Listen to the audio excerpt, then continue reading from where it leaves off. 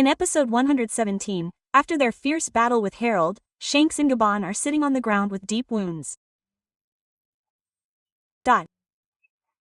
Shanks stares at the mark engraved on his left arm and recalls his memories of when he was once a knight of God.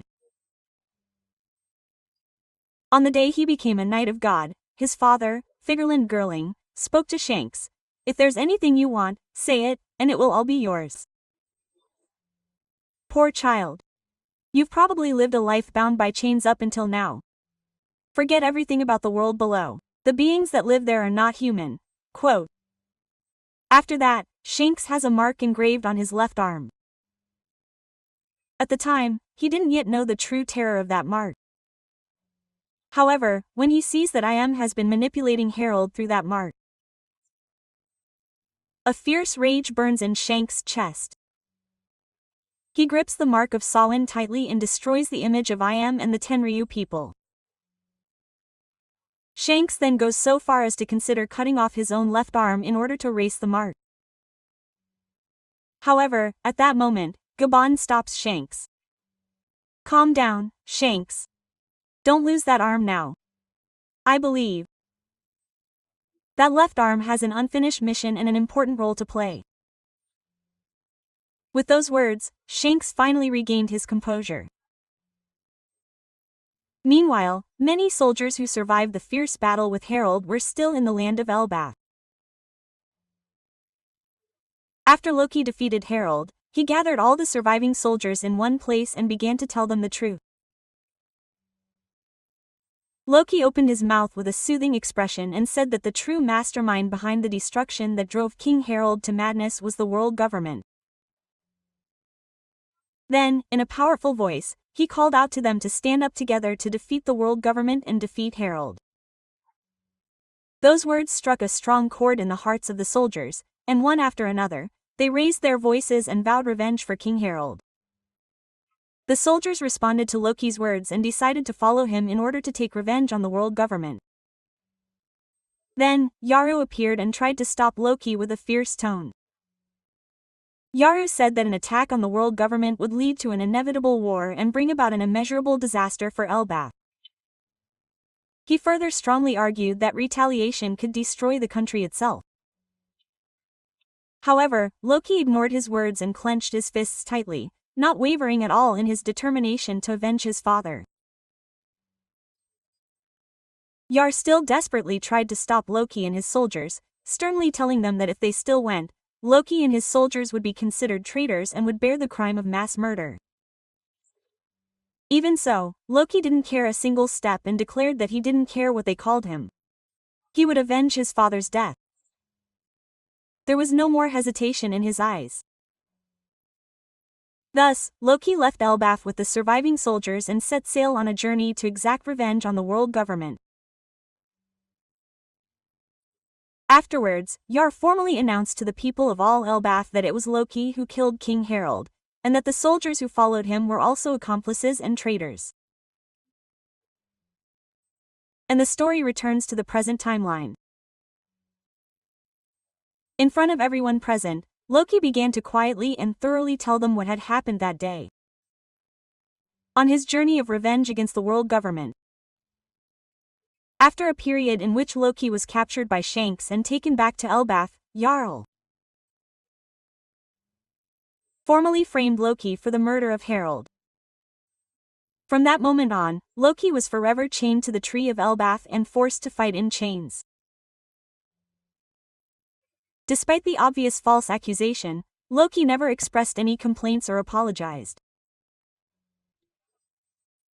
In order to protect his father's name, and to ensure that Harold would forever remain in the memories of the people of Elbaf as a proud and noble king, Loki chose to remain silent and continued to bear all of his sins while chained. The moment the truth finally came to light, Haldan stood before Loki. With trembling hands, he removed the stone that had been gripping his brother's wrist. Haldan told Loki, "I'm sorry that you've been carrying everything for your incredible father, who misunderstood you all this time, and for Elbaf, all by yourself." Loki stared at Haldan for a few seconds without answering, then burst into laughter. Then he said, "You're truly useless, Hylden. There's no time for regret now. The real enemy is still above." Time urged everyone to hurry up and return immediately to save Elbaf. At the same time, in the holy land of Marie-Joise, the death of King Harold was causing a storm of shock throughout the world. In the innermost part of the throne room, Lee was suddenly struck by intense pain, and he collapsed on the spot, unable to bear it. Harold's death had caused serious damage to Lee's body, which was supposed to be a body of evil. The effects were not limited to his body, and eventually, an indelible scar was etched on Lee's face. Who would have thought that that man would be the one? Lee sighed, and he himself had never imagined a future in which Harold would be defeated.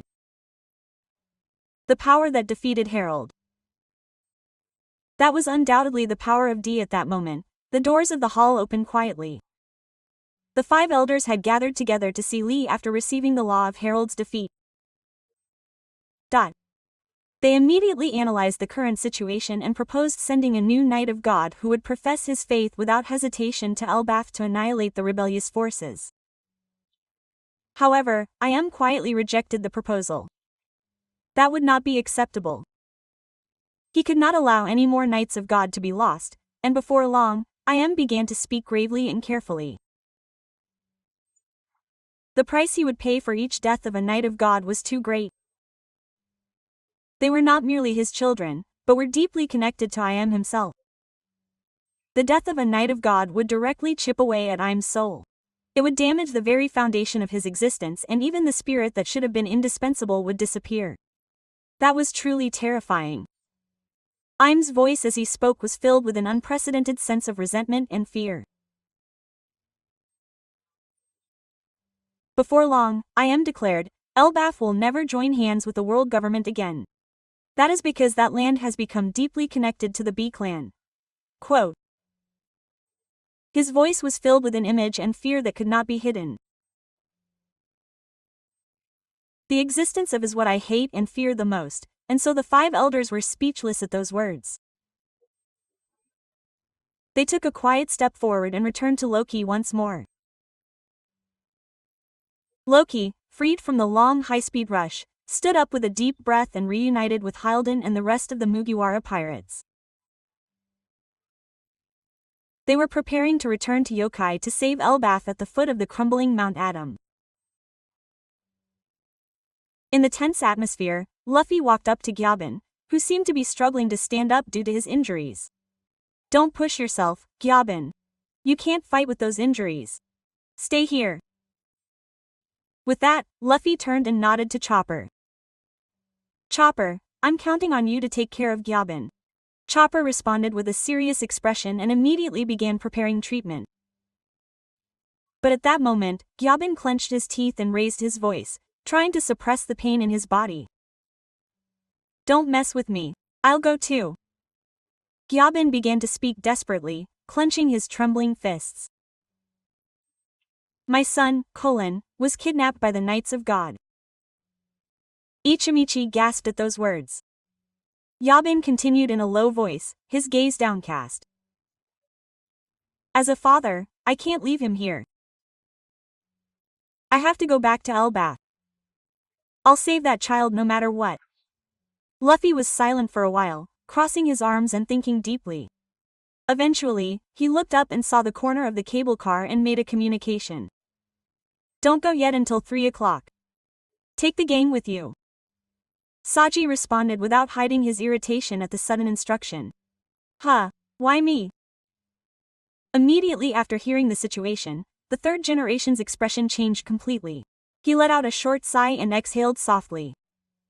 I guess I can't help it. With that, Saji returned to his composure without hesitation and carried his body on his back. Hold on tight, Roji. The two got on the cable car and headed back to Yokai with the image still on board. After that, Hylden, Luffy, Loki, and the other members also got on the cable car one after another and prepared to return to Yokai. But at that moment, an eerie presence with no explanation fell from the sky as if it were the image itself. the next anomalous monster suddenly appeared. A Draugr sprang into action with a loud noise, hurling people up as it swept up in the air and confronted Loki. Its white, exposed bones and vacant eyes gave off the air of death. The skeleton monster roared as it charged forward, ready to destroy the cable car that would take them back to the yokai. The moment he saw this, Loki kicked the ground and swung his giant hammer at the monster. With a powerful blow, the skeleton monster was blown away and rolled on the ground. But it still did not fall. The bones that should have been shattered creaked ominously. The monster stood up again. Loki landed a downward strike, looked back, and shouted, "Halden, get on the cable car first, and you guys go back to the yokai." He continued, glaring at the monster. "I'll take care of this. I'll definitely take care of it and then join you later." But there's only one cable car going up. Halden opened his eyes wide and couldn't help but ask in response. "Wait, Loki. How do you plan to return to being a monster?" At that question, Loki slowly straightened his back and smiled awkwardly. Then he said it as if it were the most obvious thing in the world. "I can fly."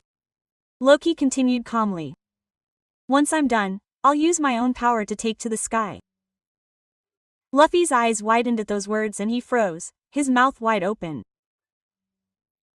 "Really, you can fly?" The next moment, Luffy's face showed not fear but pure curiosity. Luffy, who was very interested in Loki's power, decided to stay there. "I'll stay here. I'll watch your fight to the end." Hearing those words, Halden turned around in surprise. But Luffy was the same. "Don't worry. I'll catch up with you later." And so, Halden and the others boarded the cable car one after another and returned to being monsters.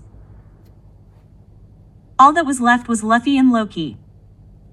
And then the skeleton monster started moving again. Having finished, Drogle raised his eerie gaze again. In front of him, Loki tightened his grip on the earth and laughed quietly. "Now, let me show you, Mugiwara. This is what I'm serious about." Loki stomped hard on the ground and raised his head high. The air suddenly became cold, and his breath turned white. NILFHEIM slammed into the earth with a loud noise. At that moment, an unimaginable amount of debris erupted from the point of impact. The ground instantly froze, and the rocks and air froze white. The temperature dropped to the limit, and the surroundings instantly turned into a world of ice. The skeletal monster had nowhere to run. The Draugr stopped moving on the spot before it could resist. With a creaking sound, the Draugr completely thawed its form. Loki mercilessly swung his blade down on the frozen Draugr. The next moment, the form shattered, and the Draugr's body transformed into a form that shattered cruelly.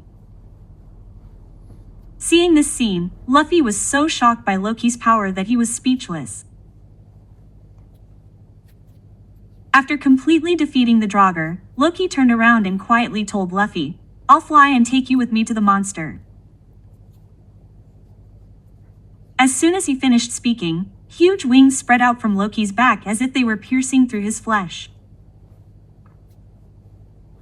The jet black wings flapped wildly with the sound of bones creaking, spreading into the sky with an overwhelming presence. Luffy's eyes sparkled at the sight. Wow! At the end of the day, Luffy climbed onto Loki's back, and the two of them soared into the sky and flew off towards the monster.